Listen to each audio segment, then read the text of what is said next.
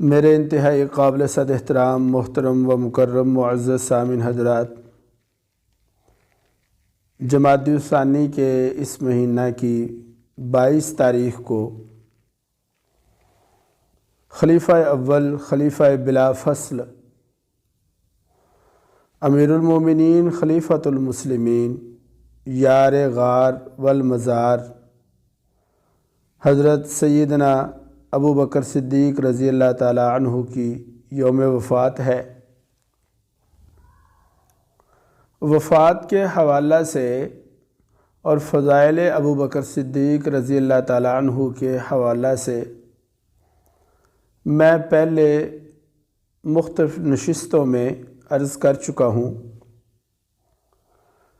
آج میں حضرت ابو بکر صدیق رضی اللہ تعالی عنہ کو خراج تحسین پیش کرنے کے لیے آپ حضرات کے سامنے 2 موضوعات پر گفتگو کروں گا۔ نمبر 1، خلافت کسے کہتے ہیں، اور نمبر 2، حضرت ابو بکر صدیق رضی اللہ تعالی عنہ کو خلیفہ کس نے بنایا۔ پہلی بات کہ خلافت کہتے کسے ہیں، آپ حضرات کی توجہ ہوگی تو بات سمجھ آئے گی۔ یوں سمجھیں کہ خلافت ایک طرز حکومت کا نام ہے جو آسمانی تعلیمات اور وحی الہی کی بنیاد پر قائم ہوتی ہے۔ جناب نبی کریم صلی اللہ علیہ وسلم سے قبل دنیا میں 2 طرح کی حکومتیں رہی ہیں۔ نمبر 1، وہ حکومتیں جو طاقتور لوگوں نے خود قائم کی اور طاقت کے زور پر انہیں چلاتے رہے۔ اس کا سب سے بڑا عنوان بادشاہت ہے۔ اور نمبر 2، حضرات انبیاء کرام علیہ السلام نے اللہ تعالیٰ کے قوانین و احکام کو معاشرے میں نافذ کرنے کے لیے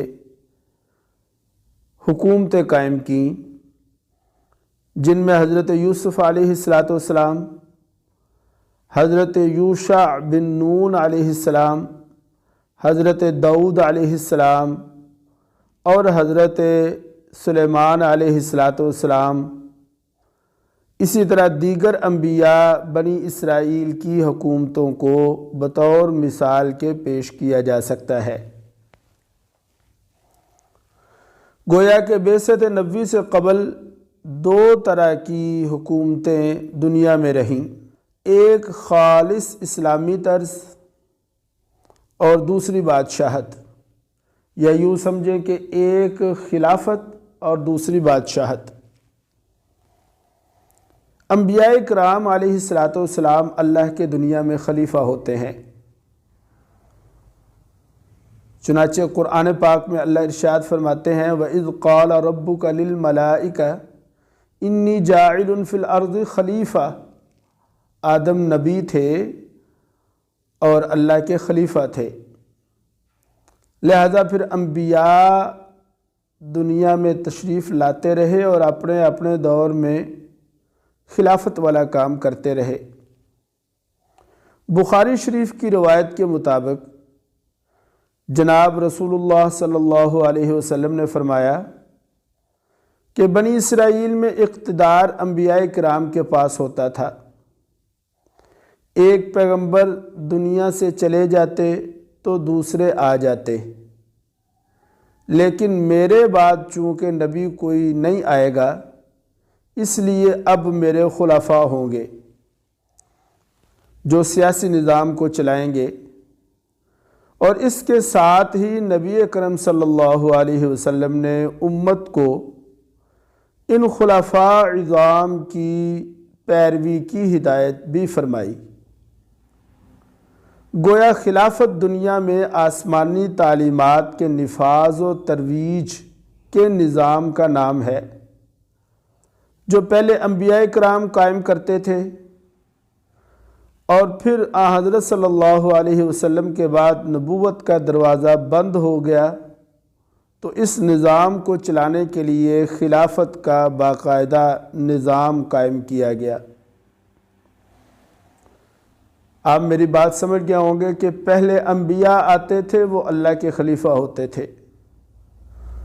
حضور صلی اللہ علیہ وسلم کی ختم نبوت کے صدقہ سے اب کوئی نبی چونکہ نہیں آئے گا، تو وہ جو خلافت والا کام تھا وہ اللہ تعالیٰ نے امت کو دیا۔ چنانچہ حضور نبی کریم صلی اللہ علیہ وسلم کے بعد اللہ کے احکامات کے نفاذ کے لیے جو لوگ کام کریں گے انہیں خلیفہ کہا جاتا ہے۔ یہاں ایک اور بات سمجھنے والی ہے اور آپ حضرات کی توجہ چاہیے۔ انبیاء کرام علیہ الصلوۃ والسلام چونکہ اللہ تعالیٰ کے نمائندہ ہوتے تھے، اس لیے ان کی حکومت اللہ تعالیٰ کی خلافت سمجھی جاتی تھی، مگر جناب نبی اکرم صلی اللہ علیہ وسلم کے بعد خلافت پر اس منصب پر فائز ہونے والے حضرات چونکہ اللہ تعالیٰ کے براہ راست نمائندے نہیں ہیں، اس لیے یہ خلافت جناب رسول کریم صلی اللہ علیہ وسلم کی نیابت کہلاتی ہے۔ چنانچہ حضرت ابوبکر صدیق رضی اللہ تعالیٰ عنہ کو خلیفۃ الرسول کے لقب سے یاد کیا جاتا تھا۔ امام ابو یعلا نے روایت نقل کی ہے کہ حضرت صدیق اکبر کو کسی نے یا خلیفۃ اللہ کہا، اے اللہ کے خلیفہ، تو انہوں نے یہ فرما کر ٹوک دیا کہ میں اللہ کا خلیفہ نہیں ہوں بلکہ رسول اللہ کا خلیفہ ہوں صلی اللہ علیہ وسلم۔ اس طرح خلیفہ کو اللہ تعالیٰ کا نمائندہ قرار دینے کی بجائے رسول اللہ صلی اللہ علیہ وسلم کا خلیفہ بنا کر اس بات کا پابند کیا گیا کہ وہ حکومت و انتظام میں سنت رسول کا پابند ہے، اور امام معصوم یا پاپائے روم کی طرح احتساب اور تنقید و اعتراض سے بالاتر نہیں۔ ایک بات۔ دوسری بات، مسلمانوں کا یہ اتفاقی اور اجتماعی عقیدہ ہے کہ سیدنا ابوبکر صدیق رضی اللہ تعالیٰ عنہ خلیفہ بلا فصل ہیں۔ چنانچہ شیخ الاسلام امام ابن تیمیہ رحمہ اللہ لکھتے ہیں العقیدۃ الواسطیہ لابن تیمیہ میں، فرماتے ہیں کہ انہم یؤمنون ان الخلیفۃ بعد رسول اللہ صلی اللہ علیہ وسلم ابو بکر ثم عمر ثم عثمان ثم علی ومن طعن فی خلافت احد من ہؤلاء فہو اضل من حمار اہلہ۔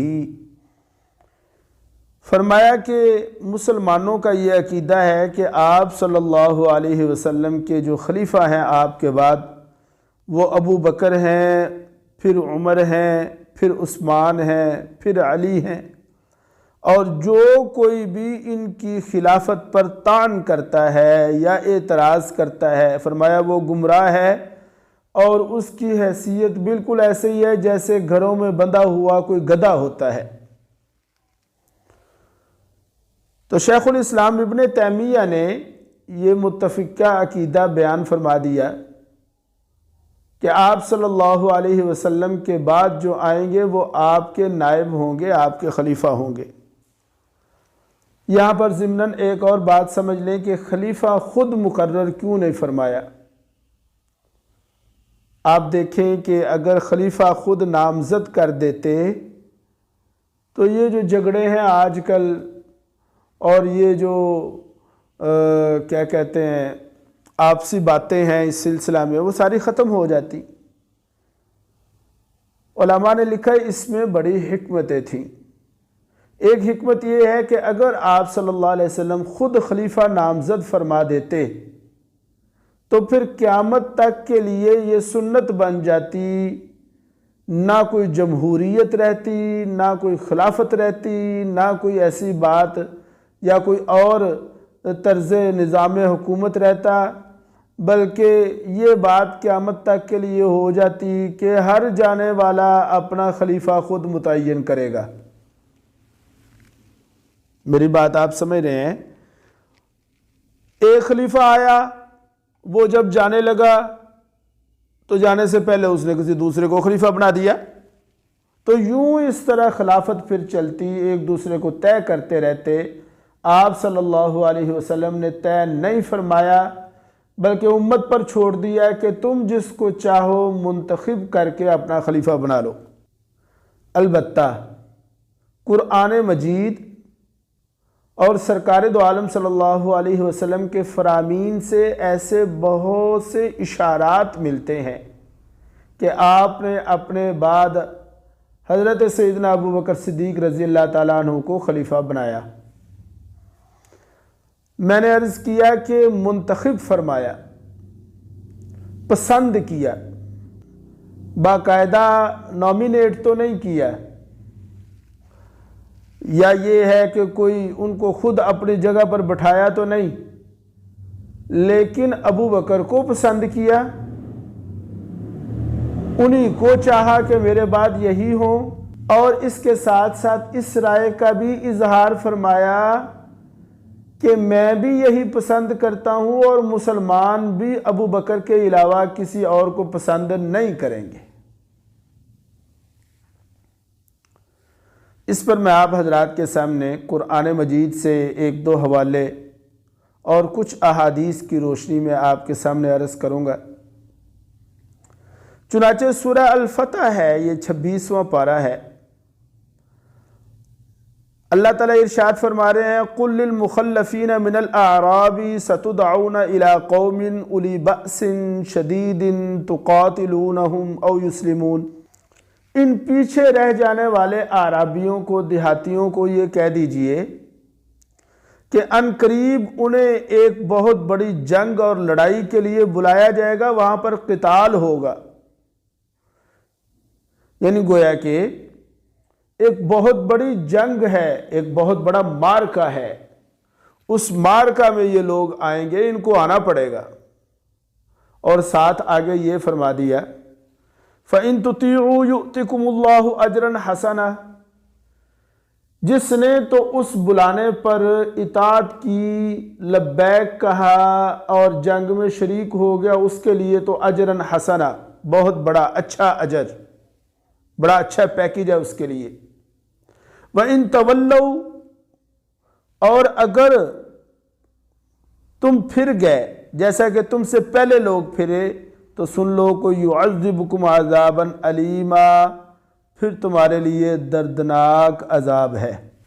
آپ حضرات ذرا توجہ فرمائیں، یہ آیت مبارکہ نازل ہوئی، حضرات مفسرین کرام کی رائے یہ ہے، فرماتے ہیں چنانچہ حضرت ابن ابی حاتم اور ابن قتیبہ رحمہ اللہ فرماتے ہیں کہ یہ آیت مبارکہ حضرت سیدنا ابو بکر صدیق رضی اللہ تعالی عنہ کی خلافت پر واضح حجت ہے۔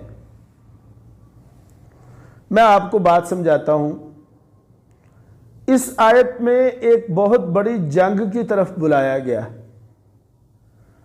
لیکن واقعہ یہ ہے کہ اس کے نزول کے بعد آپ صلی اللہ علیہ وسلم کی حیات طیبہ میں اور کوئی جنگ نہیں ہوئی۔ یہ آیت مبارکہ نازل ہوئی، جنگ کی طرف بلایا گیا، لیکن جنگ نہیں ہوئی، آپ دنیا سے پردہ فرما گئے، تشریف لے گئے۔ آپ کے بعد حضرت ابو بکر صدیق رضی اللہ تعالیٰ عنہ کا دور خلافت شروع ہوا، تو اس دور میں پھر جنگیں ہوئیں، جنگ یمامہ ہوئی، اسامہ بن زید رضی اللہ تعالیٰ عنہ، خالد بن ولید کو، اکرمہ بن ابی جہل کو، یہ بڑے بڑے صحابہ کو مختلف محاذوں پر بھیجا گیا، لڑائیاں ہوئیں۔ تو حضرات مفسرین کرام فرما رہے ہیں کہ اس آیت مبارکہ میں جس جنگ کی طرف بلایا جا رہا ہے، دعوت دی جا رہی ہے، اس لڑائی کی طرف حضرت ابو بکر صدیق رضی اللہ تعالیٰ عنہ نے لوگوں کو بلایا۔ آپ میری بات سمجھ گئے؟ میں پھر دہراتا ہوں کہ قرآن کی آیت نازل ہو گئی، کہ تمہیں لڑائی کی طرف بلایا جائے گا، تمہیں کال کی جائے گی۔ آپ دنیا سے پردہ فرما گئے، آپ نے کوئی ایسی کال نہیں کی، تو یہ آیت اس کا حکم کیسے پورا ہوگا، کب پورا ہوگا؟ فرمایا اس آیت میں جو حکم ہے یہ حکم پھر دور صدیقی میں پورا ہوا، ورنہ تو آپ سمجھ سکتے ہیں کہ قرآن جو ہے وہ قصے کہانیوں کی کتاب نہیں، معاذ اللہ جھوٹی کتاب نہیں۔ ایسا نہیں ہو سکتا کہ قرآن ایک بات کرے اور وہ بات پوری نہ ہو۔ چنانچہ آپ صلی اللہ علیہ وسلم کے تشریف لے جانے کے بعد اس آیت کا حکم پورا ہوا کہ ابو بکر صدیق رضی اللہ تعالی عنہ نے لوگوں کو اس لڑائی کی طرف بلایا جس لڑائی کا اس آیت میں حکم ہے۔ آگے چلتے ہیں جی۔ نمبر 2،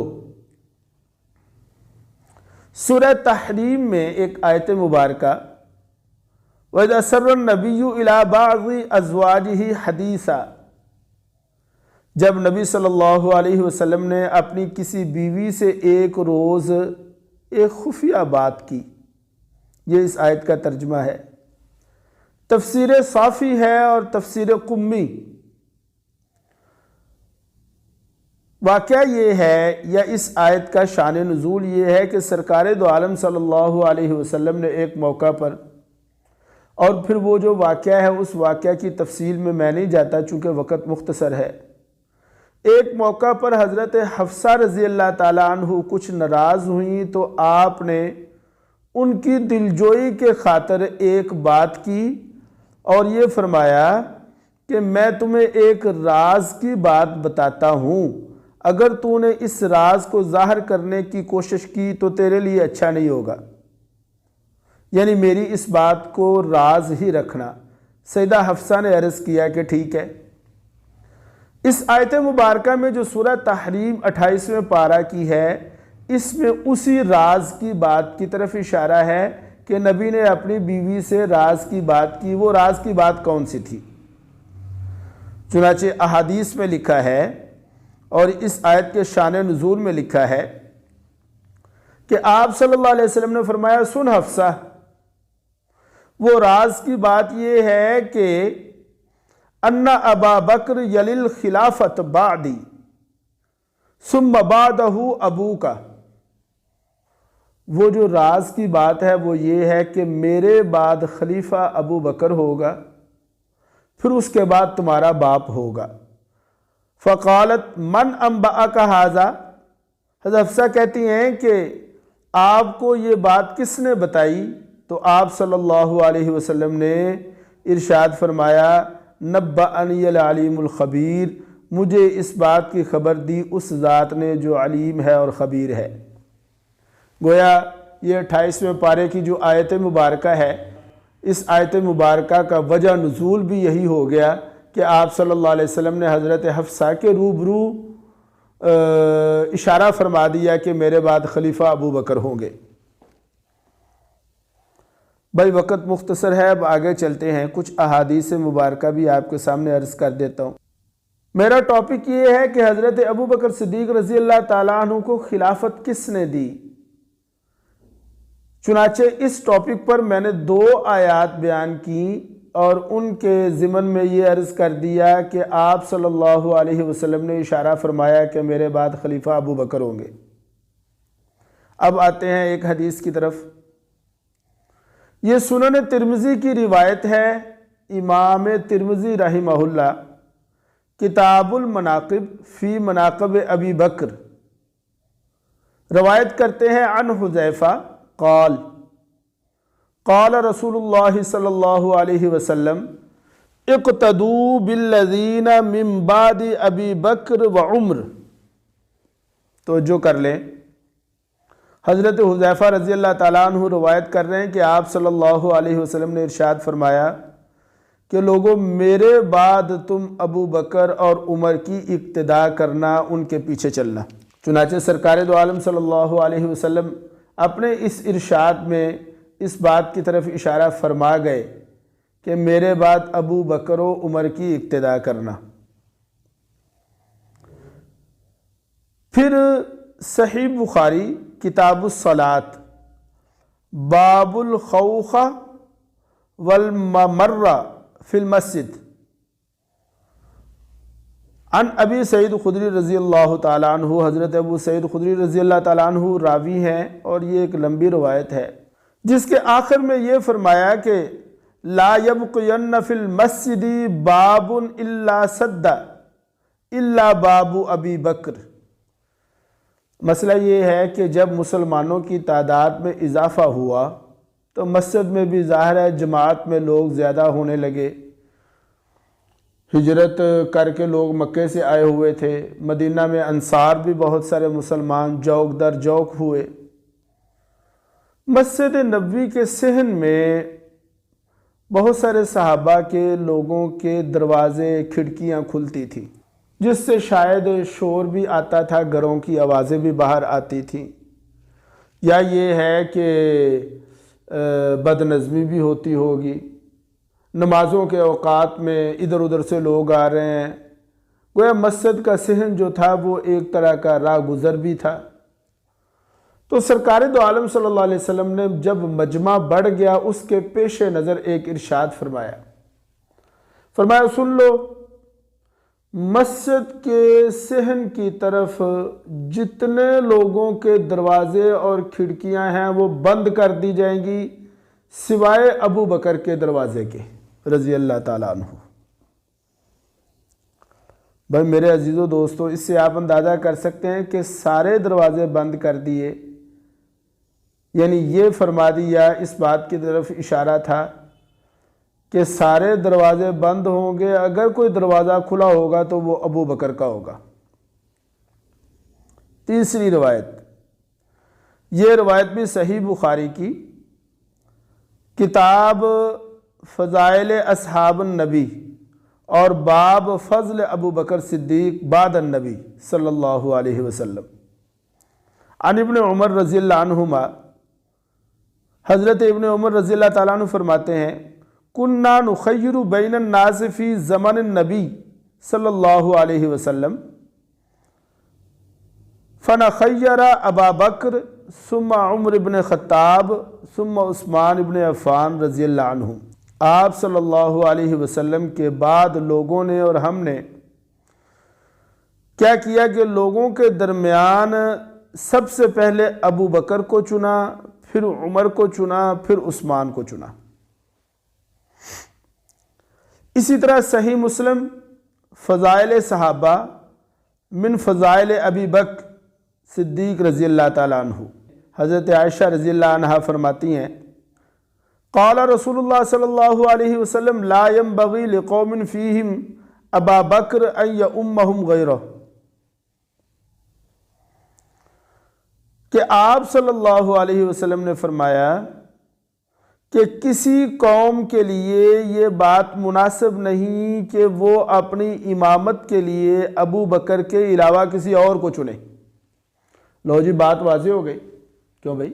یعنی یہ فرما دیا کہ ابو بکر کے علاوہ میرے مصلی پر میرے بعد اور کوئی نہ سجتا ہے نہ جچتا ہے۔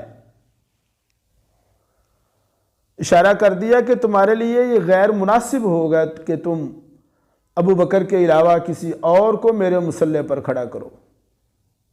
اور آپ میری اس بات کو ایسے ہی نہ لیں، ایزی نہ لیں، پھینکیں نہ، توجہ کریں کہ آپ صلی اللہ علیہ وسلم نے، میں نے شروع میں عرض کیا کہ منتخب تو نہیں کیا، نامینیٹ تو نہیں کیا، پکڑ کر اپنے مصلی پر کھڑا تو نہیں کیا۔ اگر کھڑا کر دیتے تو ایک اور بڑا فتنے کا باب کھل جاتا۔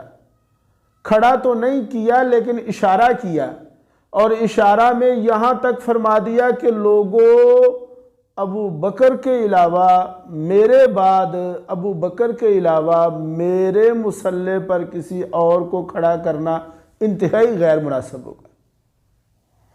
لا ينبغی، لا الہ الا اللہ۔ اچھا جی، وقت تھوڑا رہ گیا، میں نے ابھی اپنی بات کو صحیح طرح سمیٹا بھی نہیں، مختصر کرتا ہوں۔ صحیح مسلم فضائل صحابہ من فضائل ابی بکر، حضرت سیدنا جبیر ابن مطعم رضی اللہ تعالیٰ عنہ روایت کرتے ہیں نبی کریم صلی اللہ علیہ وسلم کے پاس ایک عورت اپنی کسی حاجت کے پیش نظر آئی، کوئی ضرورت تھی اس کی، بارگاہ نبی میں حاضر ہوئی تو آپ صلی اللہ علیہ وسلم نے اسے یہ ارشاد فرمایا کہ دوبارہ آنا، یعنی ابھی چلی جاؤ پھر آؤ۔ اچھا، اس عورت نے جاتے ہوئے ایک عجیب جملہ کہا، اس نے یہ عرض کیا کہ یا رسول اللہ، اگر میں دوبارہ آؤں اور آپ کو نہ پاؤں تو، یعنی گویا کہ وہ رسول اللہ صلی اللہ علیہ وسلم کے دنیا سے رخصت ہونے کی طرف اشارہ کر رہی تھی کہ آپ یہ کہہ رہے ہیں کہ پھر آنا، جے میں پھر آ گئی تو تسی اگوں نہ ہوئے تو پھر میں کنوں آکھاں گی۔ حضرت سیدنا جبیر ابن مطعم راوی ہیں اور صحیح مسلم شریف کی روایت ہے۔ سرکار دو عالم صلی اللہ علیہ وسلم نے ارشاد فرمایا کہ بی بی، اگر تم دوبارہ آؤ اور مجھے نہ پاؤ تو پھر ابو بکر صدیق رضی اللہ تعالیٰ عنہ کے پاس چلی جانا۔ بھائی عزیزو دوستو، اس سے بڑھ کر اور کیا بات ہو سکتی ہے کہ آپ صلی اللہ علیہ وسلم نے یہ فرما دیا کہ جے میں نہ ہویا تے ابو بکر ایتھے ہی ہوئے گا، تے سارے صحابہ دے وچوں پھر ابو بکر کول جایا جے تو انہاں نوں آکھیا جے کہ میری ضرورت پوری کرو۔ آخر میں آپ حضرات کے سامنے حضرت علی المرتضیٰ رضی اللہ تعالیٰ عنہ کا عمل واضح کرتا ہوں۔ دارقطنی میں روایت ہے کہ جب سب صحابہ حضرت ابو بکر صدیق رضی اللہ تعالیٰ عنہ کی بیعت کر چکے تو لوگ حضرت علی رضی اللہ تعالیٰ عنہ کے پاس آئے اور انہوں نے کہا، عرض کیا کہ حضرت بیعت تو حضرت ابو بکر کے ہاتھ پر ہو گئی۔ تو حضرت علی المرتضیٰ رضی اللہ تعالیٰ عنہ نے ایک تاریخی جملہ کہا، فرمایا اِنَّا لَنَرَا أَنَّ أَبَا بَكْرَ أَحَقُّ، ہم جانتے ہیں کہ ابو بکر ہی اس امر خلافت کے زیادہ مستحق ہیں۔ طبری اپنی پوری سند سے روایت کرتے ہیں کہ جب حضرت صدیق اکبر رضی اللہ تعالیٰ عنہ بیعت لینے بیٹھے تو حضرت علی رضی اللہ تعالیٰ عنہ کو گھر میں اطلاع دی گئی۔ اس وقت حضرت علی صرف کرتا پہنے بیٹھے تھے، وہ لمبے کرتے ہوتے تھے اس وقت، سر پہ امامہ نہیں تھا یا اسی طرح کچھ ٹوپی نہیں تھی، چادر نہیں تھی، لمبا کرتا تھا، وہ پہنے بیٹھے ہوئے تھے۔ جب ان کو پتا چلا، معلوم ہوتے ہی صرف کرتے میں ہی دوڑے دوڑے مسجد میں آ گئے کہ بیعت میں زیادہ تاخیر نہ ہو جائے، بیعت کرنے کے بعد گھر سے کپڑے منگوا کر پہنے۔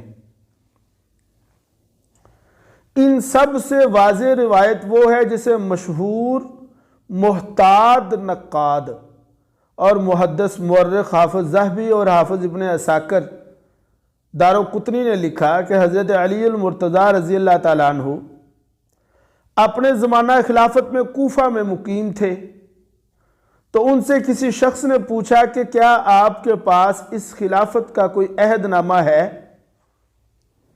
کوئی حکم نامہ آپ کے پاس ہے؟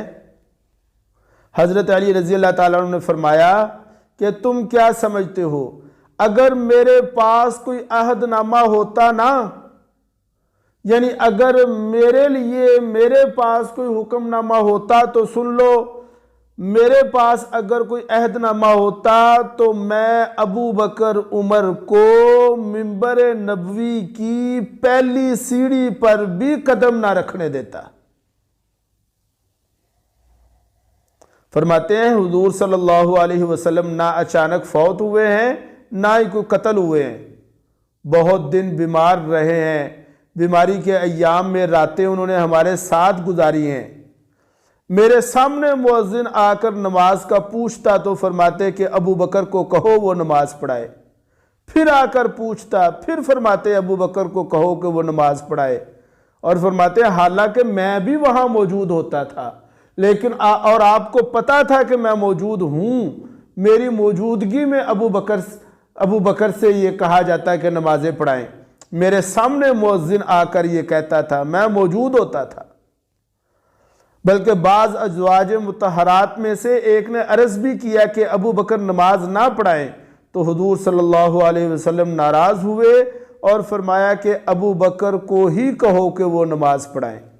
پھر جب حضور علیہ السلام کا وفات ہو گیا تو ہم نے نظر دوڑائی تو بالآخر جن کو حضور نے ہمارے دین کے لیے پسند کیا تھا ان کو ہم نے اپنی دنیا کے لیے پسند کر لیا۔ اوہو، یہ کون کہہ رہا ہے؟ یہ علی کہہ رہے ہیں۔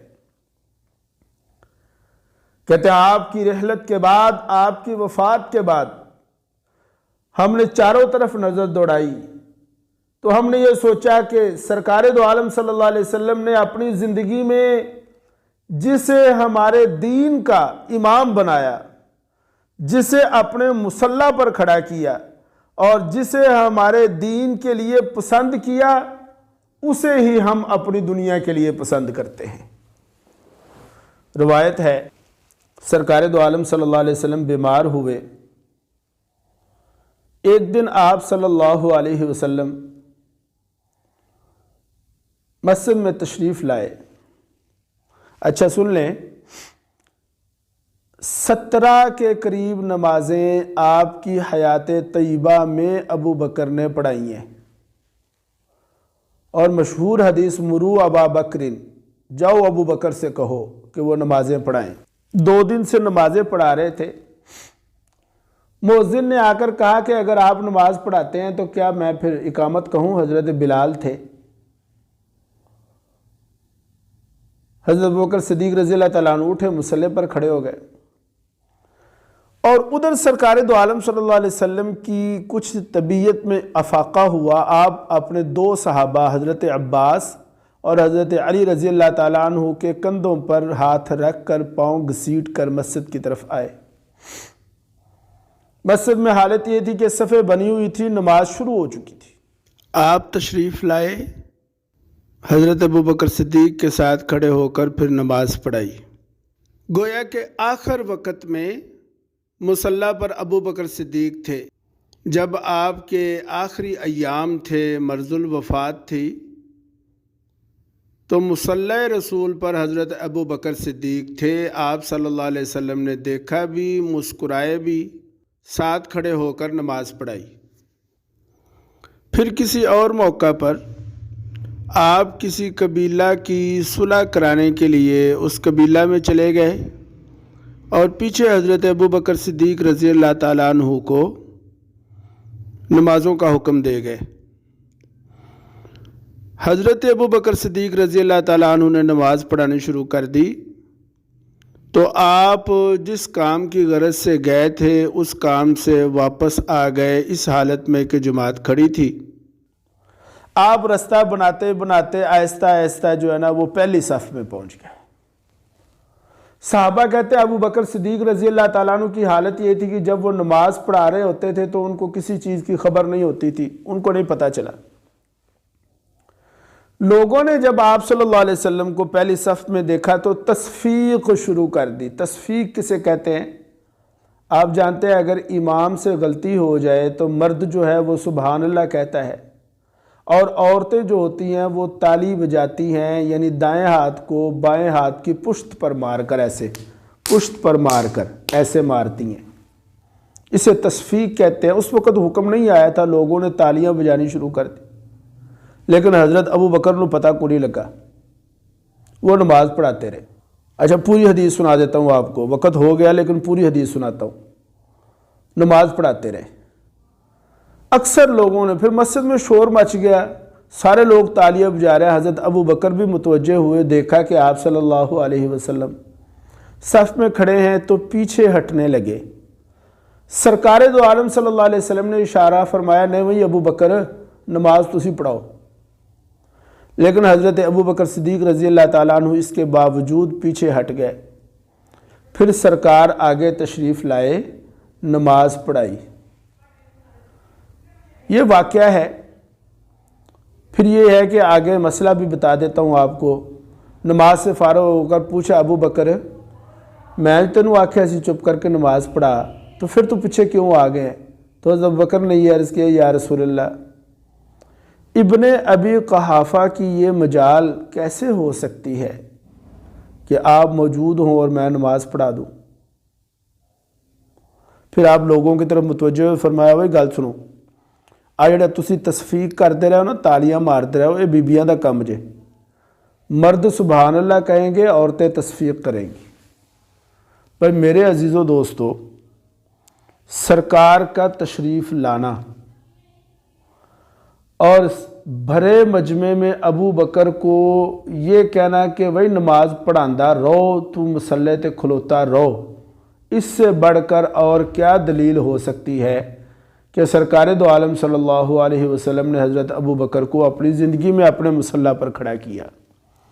اور حضرت علی کا قول فیصل بھی ہمارے سامنے آ گیا کہ کیا فرما دیا کہ جن کو سرکار دو عالم صلی اللہ علیہ وسلم نے ہمارے دین کا امام بنایا، انہی کو ہم نے اپنی دنیا کا بھی امام بنا لیا۔